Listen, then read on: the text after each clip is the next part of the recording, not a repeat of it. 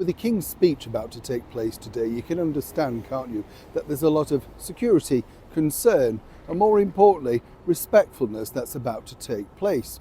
You know, what we have over here at the United Kingdom, it kind of always makes me laugh, this particular thing, because believe it or not, I agree that everybody is allowed their opinion, you know, it doesn't matter what you do, but I think you have to be respectful of other people's, and you have to agree that your opinion isn't the final one.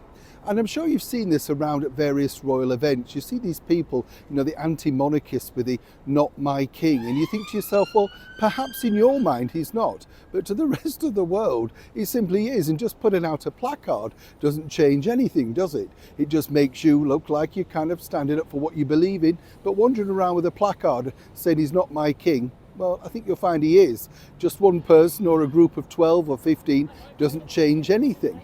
Now, as you know, last week we had the very first meeting of all the brand new MPs that have decided to move into Parliament, following, of course, the Labour Party victory, whatever you want to call it, landslide, sheer luck. You know, this is politics. The voting system seems very strange to me, and a lot of people are debating exactly how they managed to achieve this. But moving that aside, there's always somebody else looking for that extra bit of PR, isn't there? And this particular guy, if you remember last week, the MP Clive Lewis decided at the swearing-in ceremony that he was going to make a very pointed gesture, all about how, of course, you know, King Charles wasn't his king. He didn't believe in any of that, and he thought he was going to get headlines. Well, he did, but for all the wrong reasons. Let me explain. I'm Ollie, lovely to see you. Thank you as ever for your time today. We'll have a quick wave. You all right? Thank you so much. I'm a little bit excited today, actually, because obviously going to Parliament to hear the King's speech, it's always an amazing thing to see, because whatever, it's moments in history, isn't it? But this particular MP, Clive Lewis, as I say, last week decided to get a little bit vocal upon the swearing-in ceremony and not wanting to assign his allegiance to His Majesty the King. Democratically decide to live in a republic. Until that time, I do solemnly, sincerely, and truly declare and affirm that I will be faithful and bear true allegiance to His Majesty King Charles according to law. Oh wow, he got the publicity he wanted, but it wasn't the publicity he wanted.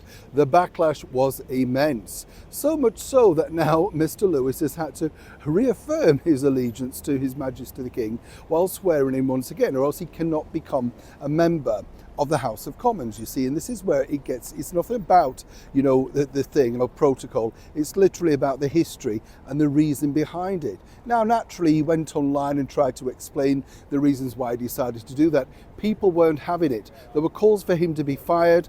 In fact, the leader, the current British Prime Minister of the Labour Party, Sir Keir Starmer, was looking like he was going to have to fire him. And then miraculously, he decided to have a step down, move back, and of course, conform. Now, what's interesting here is I've been told that it was getting that much heated that obviously they didn't want to have to fire a brand new MP less than a week into their latest tenure.